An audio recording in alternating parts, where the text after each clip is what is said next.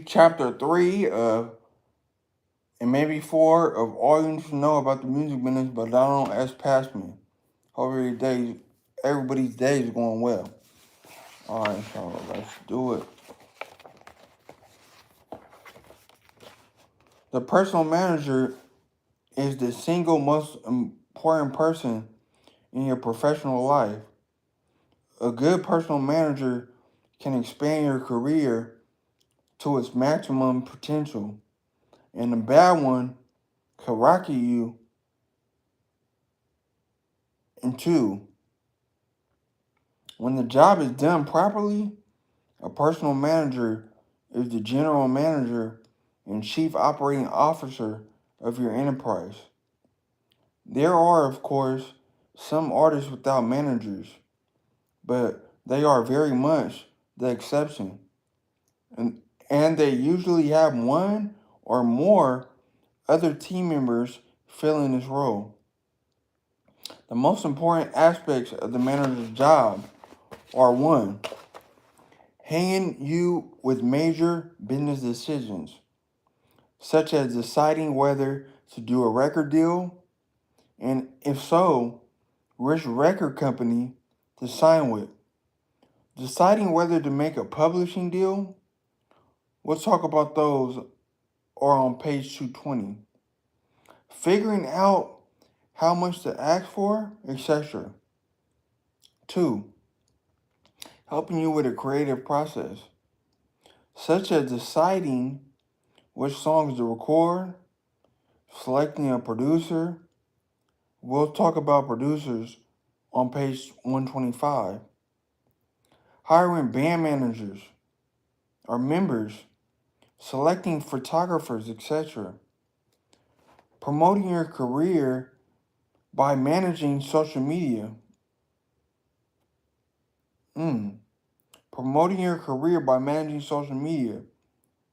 Coordinating your marketing and publicity. And otherwise, hyping you to everyone the manager meets. Assembling your professional team, that's 4. Assembling your professional team by introducing you to lawyers, business managers, and agents, and overseeing these people's work. Coordinating your concert tours by working with your agent to make the best deals with promoters, writing a tour, working with your business manager to develop a budget, assembling your road crew, supervising the tour personnel to make everything run smoothly. 6. Pounding your record company to maximize the advertising and marketing. Campaigns for your records, making sure your records are treated as priorities. Screaming at them when they do wrong, praising them when they do right, etc.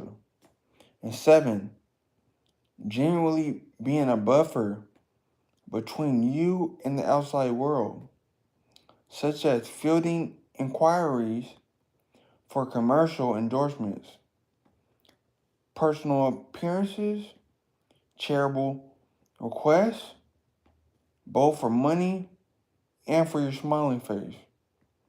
Taking the rap from tough decisions that you make, but don't want anyone to think you did, etc.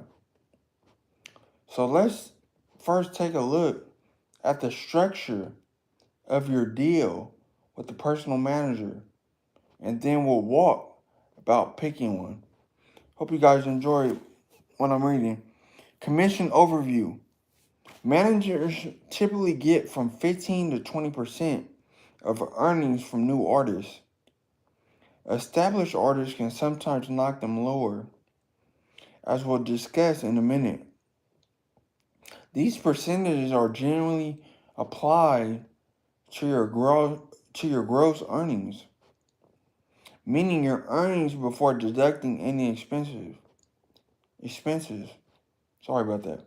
That means 1, if you're an individual artist, The fee is pretty much what it sounds like from songwriting, publishing, records, etc.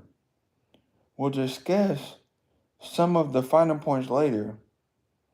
But basically, if the manager's deal is 15%, they get 15% of what you take home. However, when it comes to touring, the 15% means much more than you might think. You'll learn when we discuss concert appearances on page 369 that you're lucky to take home 40 to 50% of your gross income. That means a manager's 15% of gross take a big bite out of your net. For example, if you earn $100,000 and net $45,000, your manager gets 15% of gross, $15,000. Since you're only taking home $45,000, the manager's 15% is 1/3 of your money. Not so good if you're the artist, though awesome if you're the manager. 2, if you're a group and you have more than 5 members, 15% of gross equals almost the same as or more than any one of you earns. Assuming you're dividing equally. For example, if there are 7 of you, everybody gets 1/7. That's 14.28%, which is less than the manager's 15%. In fact, since the manager's percentage comes off the top, before you divide up any monies, you only get 1/7 of the 85% left after the manager's 15%, which is 12.14%. And for touring money, a manager's 15% of gross can be many times your individual share of net. Because artists have found it, shall we say, uncomfortable to pay managers more than the artist makes. The classic 15 to 20% of gross has softened over the last few years. Here's what's going down. Negotiating the manager's deal. Despite the powerful personality of many managers, carefully designed to keep you in your place, it is possible to negotiate with your manager. However, just like any other negotiation, the result depends on bargaining power. If you're a major artist bringing in 10 million plus per year, the managers will follow you like floppy-eared puppies, delighted to take whatever treats you care to drop in front of them. On the other hand, if you're a brand new band negotiating with a powerful manager, you're the doggy. Here are the points to discuss. What's going on with y'all? YouTube and TikTok? Hope you guys are enjoying my reading. Compensation. Okay, compensation. The first and most obvious issue is the manager's percentage. You should try to limit the percentage to 15%. Although some managers argue that the risk of taking on a new band is worth 20%. They say it will be years, if ever, before they get paid for a lot of work, which is true. A compromise is to say the manager gets 15% of work. 50% of work, but it escalates to 20%. When you earn a certain dollar amount, such as 50% of the first 2 million, and 20% of the excess. I've also seen the opposite, where the manager gets 20% up to a certain level and then 15% after that. The theory is that the manager gets a bigger percentage when you're young, and the manager can't take as much but his age. When you're young, and the manager can take as much, but his or her cut drops to the 15% norm when you're successful. This seems a bit weird at first because it looks like the manager has no incentive to make you more successful. The more success, the lower the managers take. But that's not really true. All managers would rather have 15% of take. All managers would rather have 15% of a bigger number than 20% of a small one. This kind of deal is much better for you with success. Though of course it's worse if you flame out.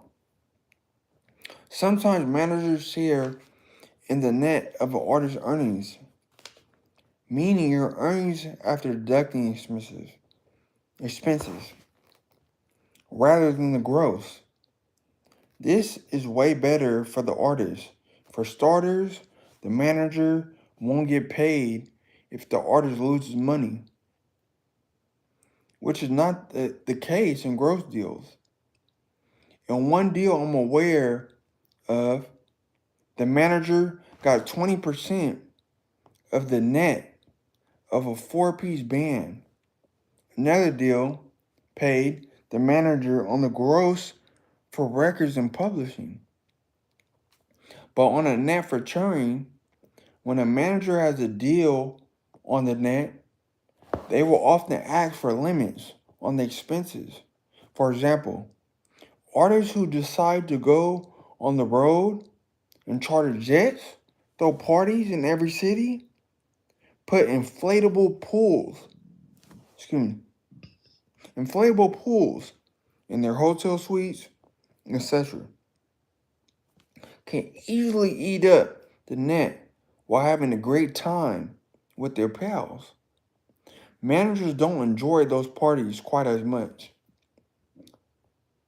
Thus, the agreement might be that the manager is paid on net touring proceeds. Might be that managers paid on net touring proceeds. Okay. But after the expenses of the tour can't exceed a negotiated percentage of the gross, or that the manager has the right to approve expenses, which I don't love as much because you could often end up fighting with your manager about expenses. A variation on the theme is that the manager gets a percentage of gross from touring.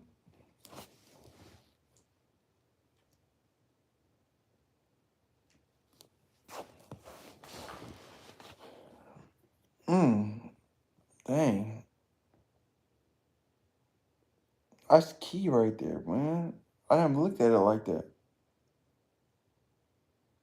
A variation on this theme is that the manager gets a percentage of gross from touring, but the commission is capped at 50% of the net.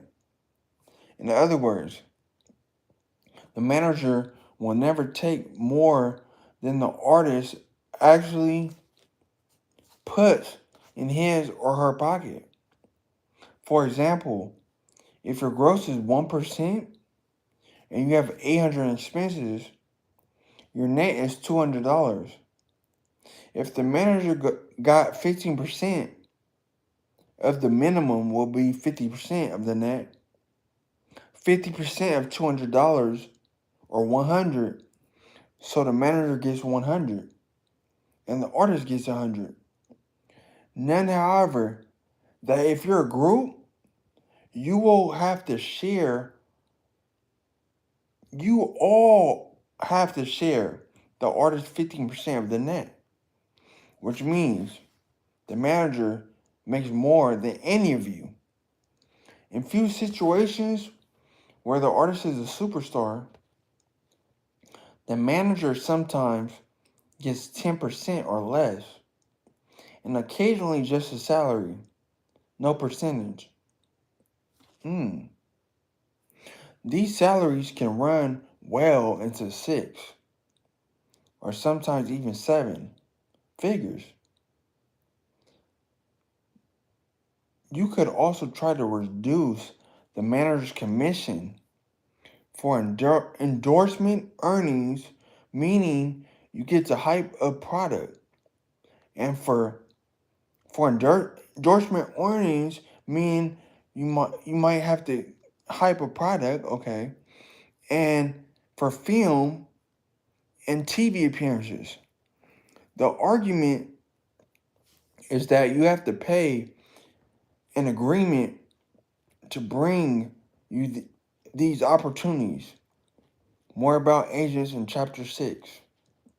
Meaning you're paying 2 people for the same gig. If the manager won't reduce their commission, you could sometimes get them to agree. They'll only commission the amount left after you pay your agent for those deals. For example, if an agent brings you an endorsement deal for $100,000 and the agent charges 10%, the manager will get 15% of 90,000. 100,000 less than the agent's 10,000. If the manager agrees to this, they'll want to cap how much you could deduct for the agent, usually 10%. So the exclusions are, if sometimes possible to reduce or even exclude certain types of earnings. For example, if you're a major songwriter who's hiring a manager to help you become a recording artist, the manager might get 15% of your earnings as an artist, but only 10% or even 7.5, 5 or 0% of your songwriting monies, or maybe the manager gets 15% of your songwriting monies from records on which you appear as an artist. Excuse me. And a reduced or no percentage on other songwriter earnings. Another example is an established motion. Okay. Picture actor who hires a manager to help with his or her music career. In these cases, you normally exclude or reduce the percentage for the area where you're already established. If you exclude any of your earnings from commission, the manager won't be obligated to do any work in the excluded area, though they often do as practical matter. Okay, that's important. Money losing tours. You could sometimes get managers to agree that if a tour loses money, they'll make no commission on it. This is the same concept we discussed above.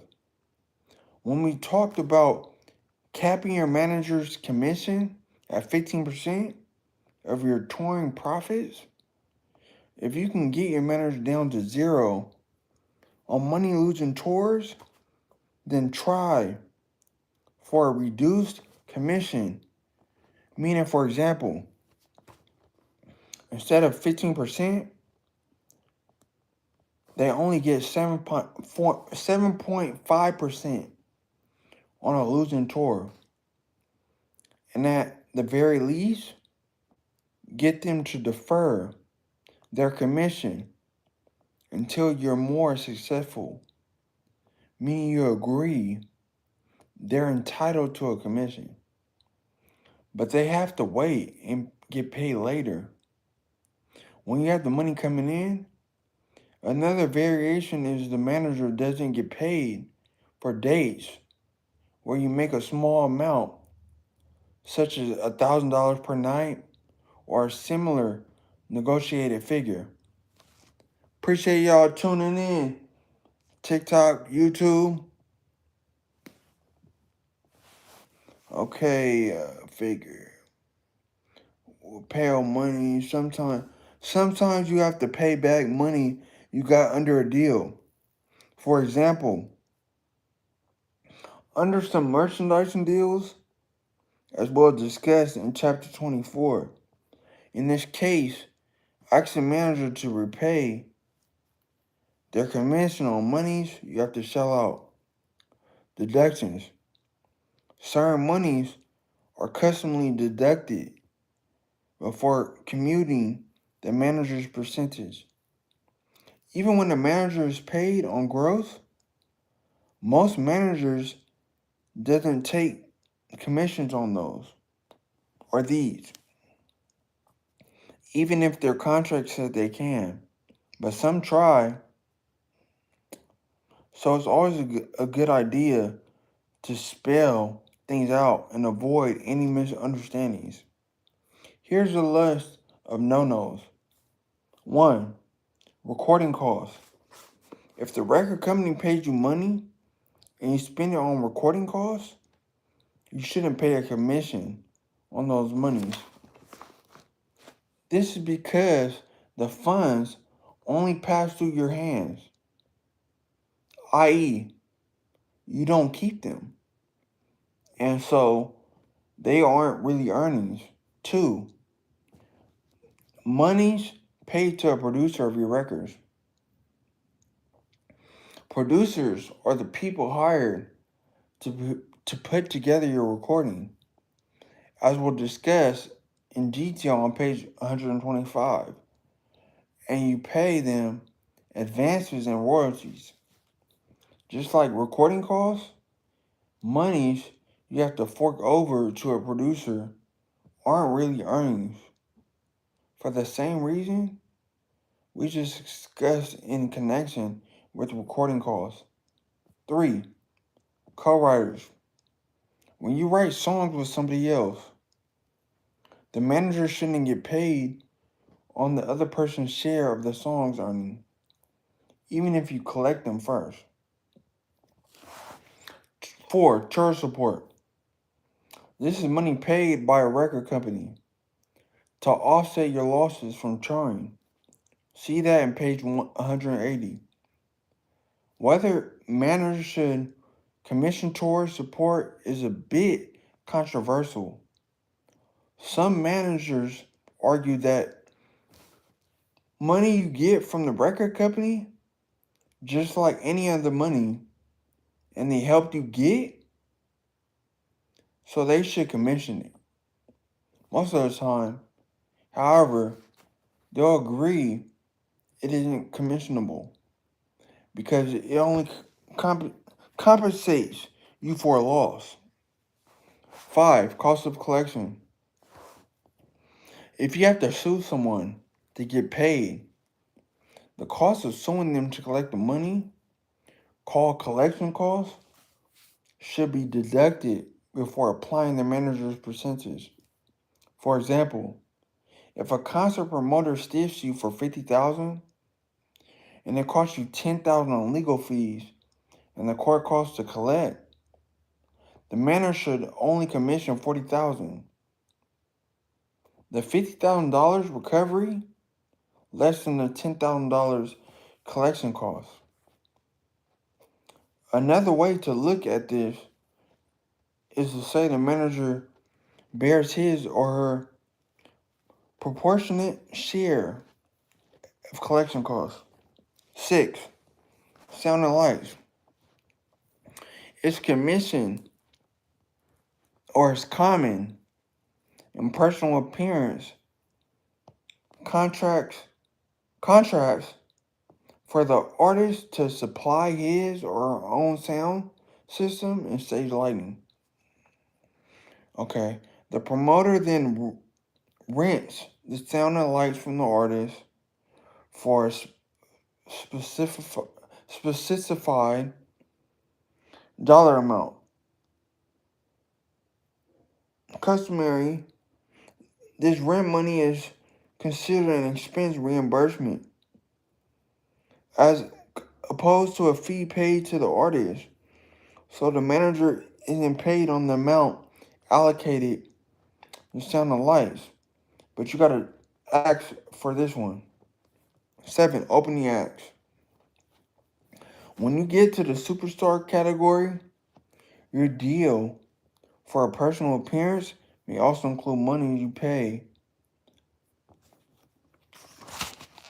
to an opening act. Again, since the money just passes through your hands, it shouldn't be compassionate. Ooh, dang. It shouldn't be commissionable. 8, related entities. More and more often, managers now own record labels and sometimes publishing companies, film production companies, concert promotion businesses, or even festivals.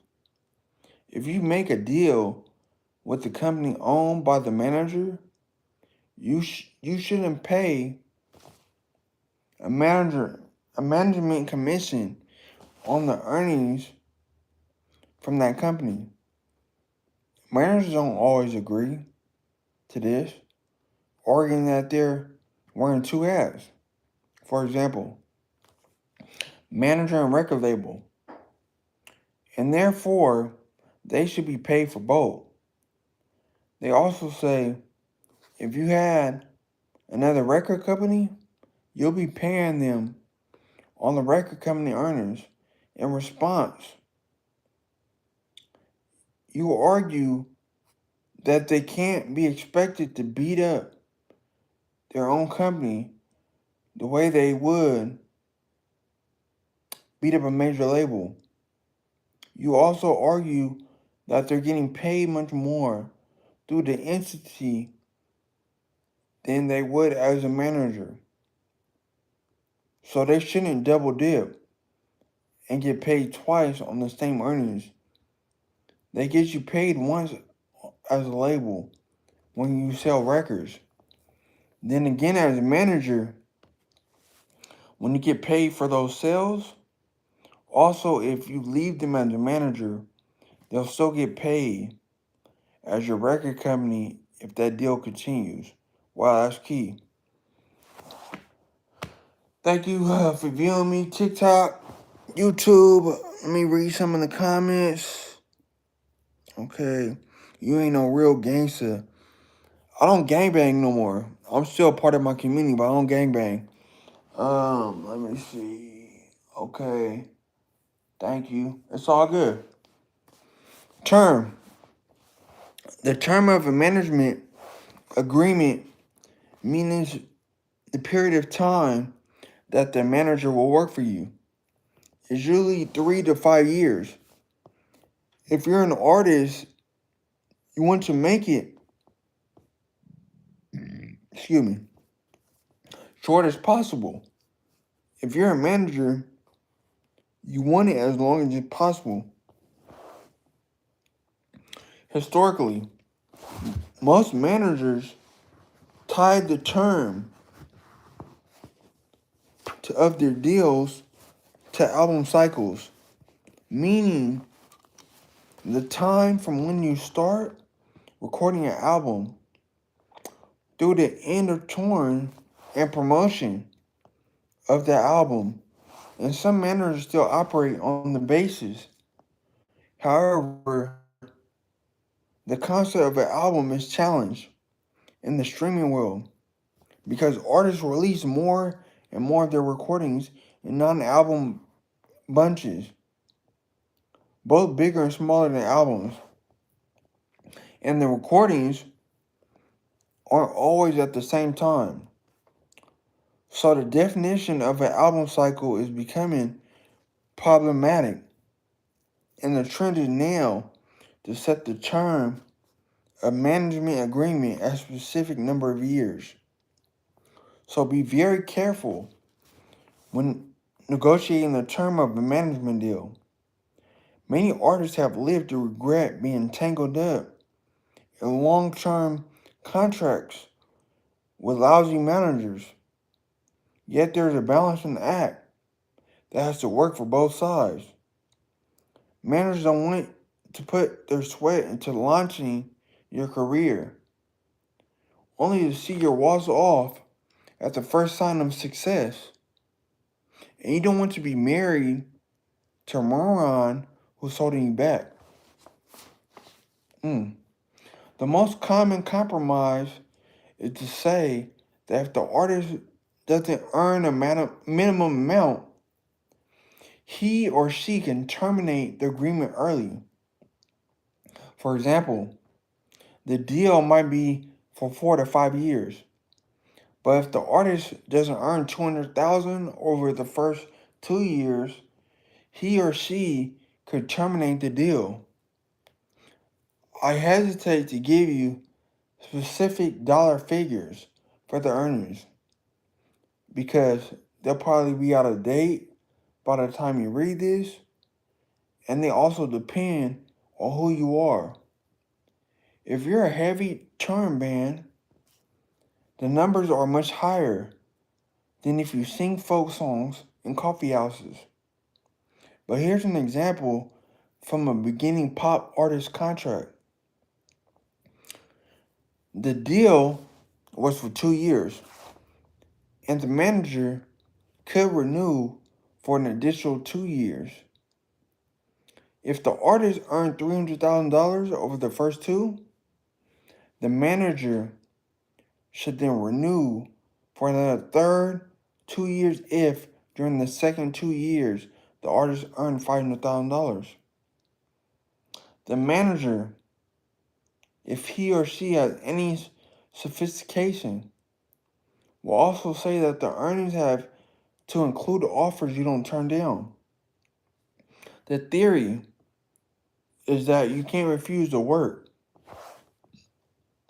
and then get out of the deal because you didn't earn enough. I usually agree to this, but require that the offers must be similar to those you have previously accepted. So an offer to appear nude at the Moscow circus wouldn't count, unless that's your act. Another approach is to say you must have a record deal or a publishing deal if you're a songwriter within a year or 18 months after the start of the term, and if not, you could terminate the deal. If you get this kind of provision, you should also provide that if the record or publishing deal ends, the manager has to get another one within that same time period. You could get a deal in the beginning, never make a record, get dropped by the label, and be stuck with the manager for the balance of their term. Termination for failing to clear the hurdle can be done two ways. One is a letter from an artist to the manager containing legal words that translate as you're fired.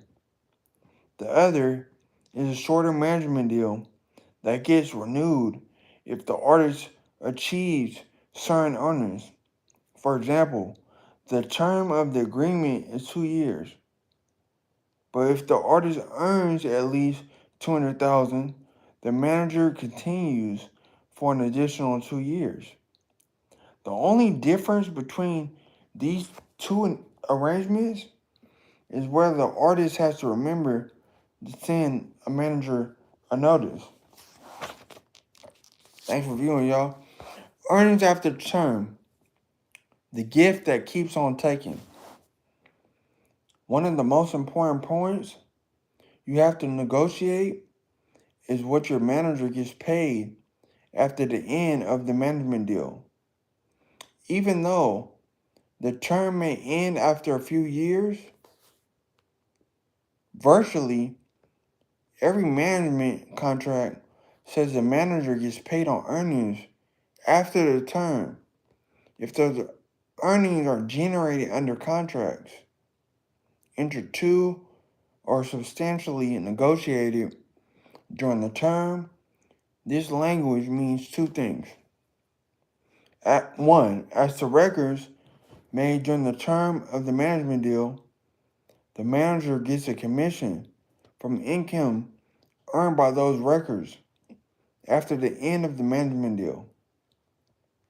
And two, the management is paid on records made after the term of your management deal. If the records are recorded under a contract signed during the term. Okay, all this can mean, and I've seen it happen, that a manager is still getting paid 7, 10, or more years after he or she finished rendering services.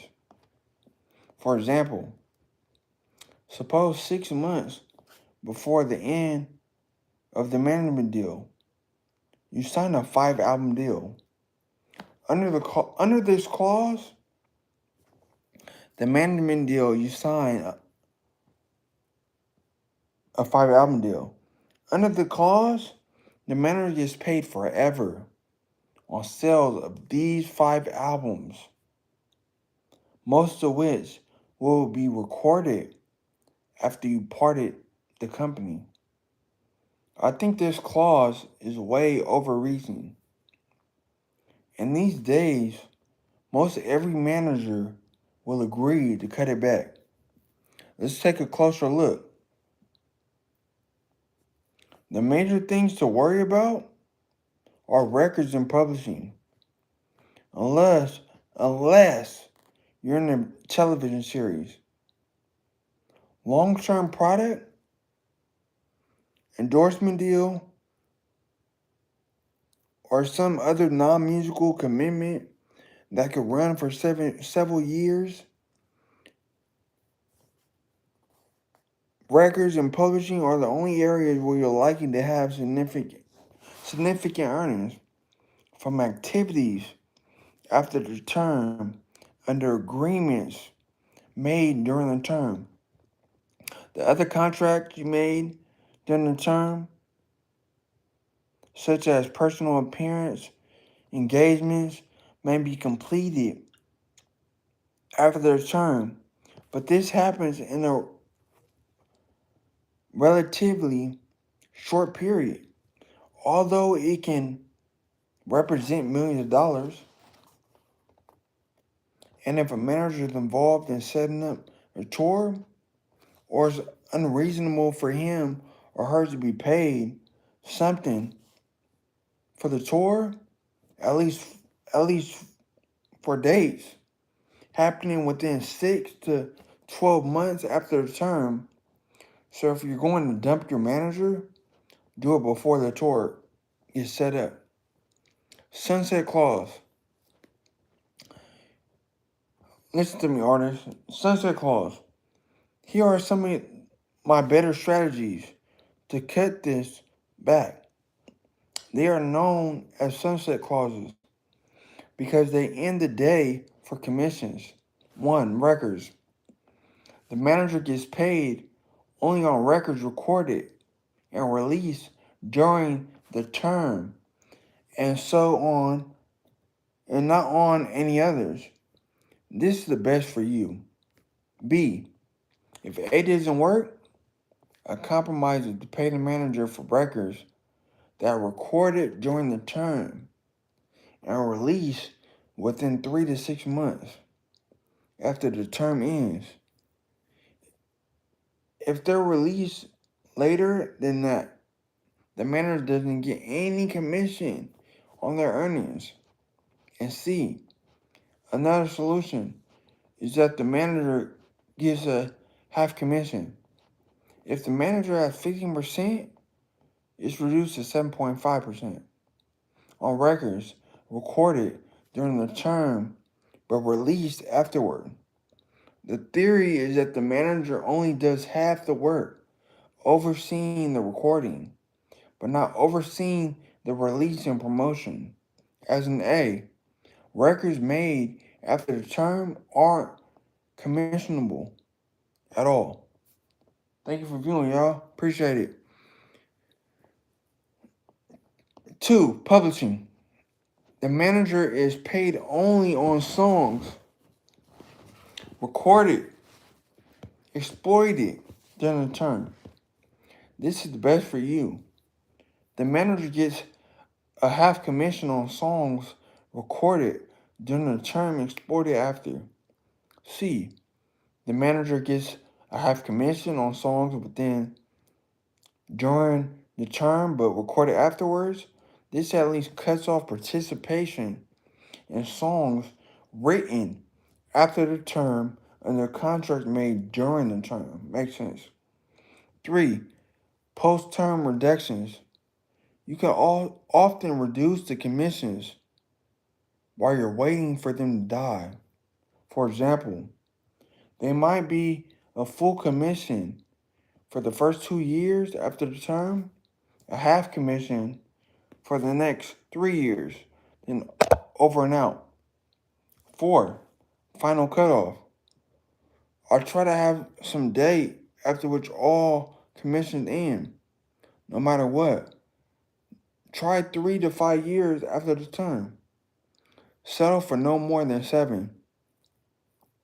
Feel free to creatively mix and match the above their approaches. The example, the manager could get a full commission on records recorded and released during the term, but only for a period of 3 years after the term. Or they might get a commission for a period after the term, equal to the term itself. For example, if the term were there 3 years, the period afterward will be 3 years. If it were 4 years, the period would be 4 years. And thereafter, nothing else. If it's a period equal to the term, you should ask for a cap, meaning a maximum number of years, no matter how long the term is. Say 5 years. If the manager agrees, they also want a floor, meaning a minimum number of years, such as 2. The limits are only your imagination and the manager's patience. A particularly thorny problem, and another reason you should pay so much attention to the commissions after the term, is the fact that after the term, you'll need to hire a new manager. As you can imagine, there aren't too many managers who want to work for free. And there are even fewer artists who want to pay 15% of their gross to managers 30%. Thus, it's very important to limit or eliminate commissions after the term. In truth, most new managers will take a reduced or even no, that makes sense, commission on earnings that another manager is commissioning. Okay, y'all. But they're only going to do this for, say, the first album of the first tour. And they'll only do it if you're pretty successful. If they can't start making money relatively soon, managing you isn't going to be worth their time. So while you can live with paying a private manager something on after term projects. You should limit it as much as possible. Okay, key man. Another important aspect of your management deal is called a key man clause. Hopefully soon to be called a key person clause. Although you have a relation with a particular personal manager, your contract might be with their corporation or partnership. Thus, it's possible that your person could leave the company, and since your deal isn't with that manager personally, you can't just get up and go with them. Accordingly, you could find yourself managed by a stranger or someone you know but who smells like the Cuyahoga River. To prevent this, you should insert a clause that says the person with whom you have a relationship, the key person must personally act as your manager. And if not, you could terminate the deal. If the company buys this concept, some bigger ones won't. It will only be for one of the owners of the company or a very senior manager, not the day-to-day people who stream in and out of the company's revolving door. If you do get this kind of clause, you can easily say, you can easily say,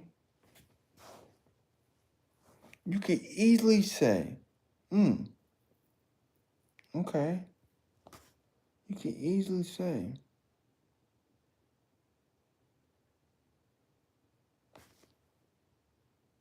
I gotta think about that for a minute.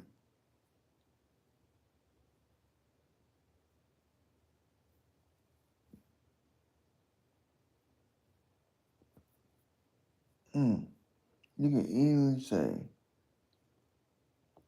So be careful, you guys let manage y'all, man. For real. I'm serious. That can make or break your career if you're an artist. Double commissions. If for tax planning or otherwise you set up a corporation or other entity to conduct your entertainment services, you want to be sure this doesn't trigger a double commission. See page 189 for discussion of using a corporation in record deals, and page 355 for corporations used by groups. Observe. Management contracts say that the manager's commission is based on your earnings. At the corporate level, this is perfectly reasonable. Pay yourself only a small salary and claim the manager only gets his or her commission on the small amount that comes out to you. For example, if your corporation gets $100,000 for your appearance at a show, but only pays you $10,000, it wouldn't be fair to pay the manager only 15% of the 100,000. However, it's not reasonable for the manager to take a second bite of the money. Once he or she has commissioned it at the corporate level, there should be no further commission. When it comes out to you in the form of salary, in the previous example, this means the manager can't commission both the 100% $1,000 and the 10,000. Most management contracts would technically allow the manager to do the double dip. After all, the salary is your gross income, but in practice, it isn't done. But reputable managers still, it's a good idea to specifically say so. Okay. Power of attorney. Another provision to watch for is one that says the manager has the power of attorney, meaning the power to act for you, such as the right to sign your name to contracts, hire and fire your other representatives. Approve username and likeness, cash your checks, etc. I like to wipe out most of the nonsense. You should hire and fire your own representatives and definitely cash your own checks. The only time I let a manager sign for an artist if A, the deal is for personal appearance. Okay? Engagements are no more than 1 or 2 nights, which will be performed within the next 4 to 2 weeks. You're unavailable to sign the agreement yourself, and the manager has your verbal approval of the deal. If it doesn't meet these criteria, bless the piece of paper with your autograph. As you get busier, you may want the manager to handle routine approval of the use of your name and likeness. If so, make sure it's only for certain uses. Publicity for your own career is okay, but major things like commercial endorsements are definitely not okay, and that they can only authorize use of likeness that you previously approved. Okay, the best deals. The best deals. Now that you have studied managers' contracts, you're ready for a well-kept secret. Shh. Go close to the door before I tell you. Okay, here's your secret. Many of the top managers have absolutely no written contracts with their artists. I'm gonna read that again. Okay, here's the secret. Many of the top managers have absolutely no written contracts with their artists. It's all done on a handshake. It's all done on a handshake. Excuse me. It's all done on a handshake. And the only discussion is the percentage. They're feeling, and I respect them for it. Is that the relationship is more important than any piece of paper. And if the artist isn't happy, they're free to go at any time. Also, implicit in this agreement is that the artist needs the manager as much as more than the manager needs the artist. So please don't understand this point. Many legitimate and respected managers require written contracts. And there is nothing wrong with this. But there are also a number who fly naked without a written deal. And ironically, they are often the ones who keep clients the longest. Even with these folks, I generally do an email outlining the terms. It spells out the percentage. States that the term can be ended by any party at any time, and deals with the post-term earnings. See the above discussion. It never hurts to make sure there are no misunderstandings. Hope you guys are enjoying. I'm reading All You Need to Know About the Music Business by Donald S. Passman. Hope you're enjoying it. Picking the right manager. So how do you pick a manager? Review chapter 2. Review which applies to picking everyone on your term. Then take a look at these specific tips. Let's start with the absolute best. This is a yardstick to use in the measuring your candidates. The absolute best is powerful. Well-connected manager with one or more major clients who is widely enthusiastic about you and willing to commit the time required for your career. This situation hardly ever exists. The reason is that when a manager is powerful and successful, he or she is usually not interested in anything other than a major money earning client. The analysis is simple. It takes as much or more work to establish a new artist as it does to service an established artist. And guess which one pays better and sooner? Yes, every once in a while. A power manager, a powerful manager gets genuinely ripped up over a new artist. But this is rare, and you have to be extraordinarily lucky even to get such a person's attention. So let's look at more down to earth alternatives. Not in any particular order. 1. A major manager with a young associate who is genuinely enthusiastic about you. 2.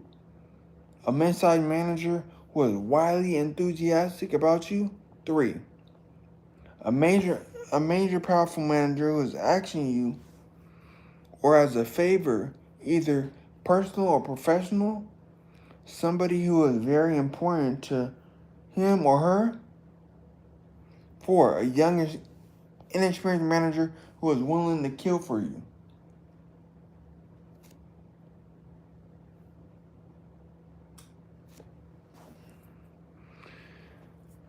Thanks for tuning in, y'all. I appreciate it.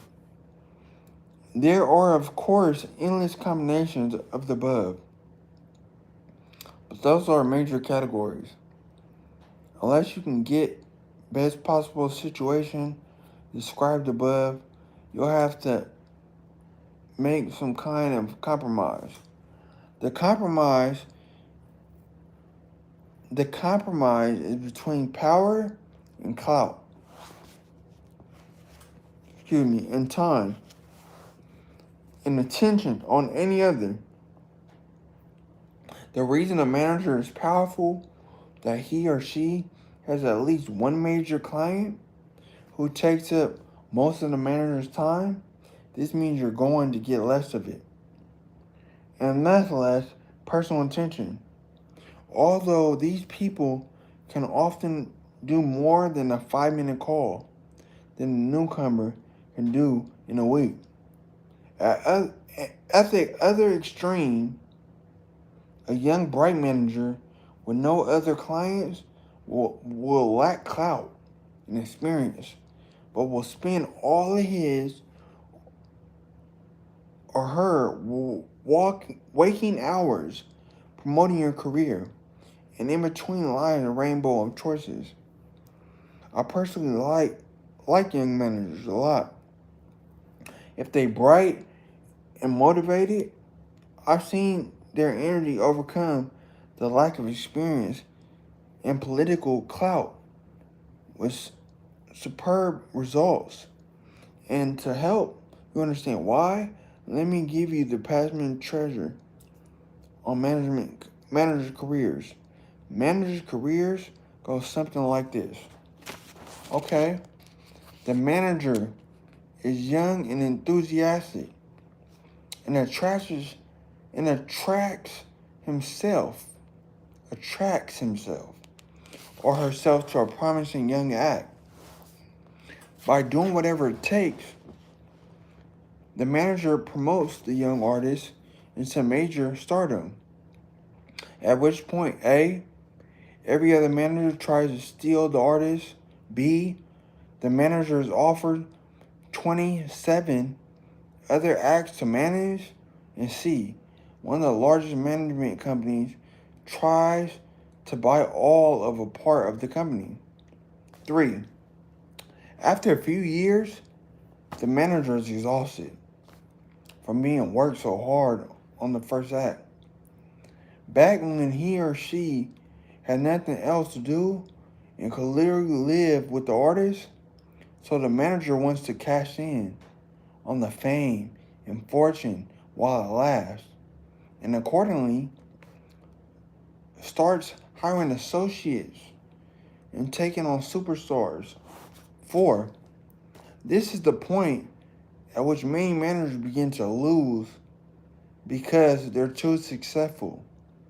Some of them have such huge egos, have such huge egos, have such huge egos that they won't take any associates of their own caliber, for fear the associate might steal the artist.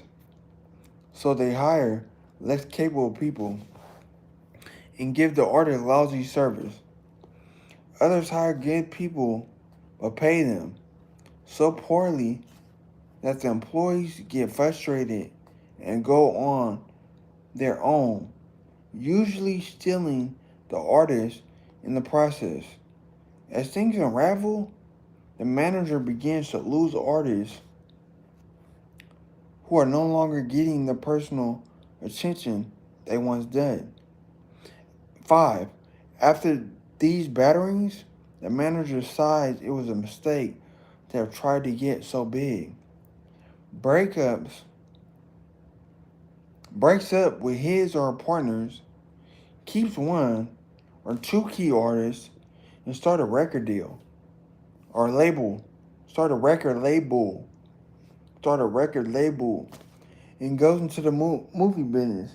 Of course, a few managers have been able to pull off large, successful management companies, but they're the exception. Also, most of these big companies are really just a collection of managers who essentially share expenses and some central services such as marketing, digital, etc. Meaning the managers are operating on their own for the most part. At any rate, every manager was a nobody at one time. I'm going to read that again. At any rate, every major manager was a nobody at one time. While I don't suggest that a superstar take on an unexperienced manager, I do think many new artists are well advised to hire a bright, aggressive young manager. Obviously, you shouldn't do this if you have the opportunity to go with the established artist. Or, I'm going to read that again. Obviously, you shouldn't do this if you have the opportunity to go with an established manager who is or has someone in his or her organization who is genuinely enthused about you. But if isn't an option, the right young manager could be an asset. So don't forget that. Hope you enjoyed chapter 3, y'all. Keep thriving. All you need to know about the music business by Donald S. Passman is real important for artists that are just starting, or even artists that are solidified that put all their business on other people instead of knowing the business yourself. I'll get back to reading number 4, business managers, to you guys later. Enjoy your day. Keep thriving.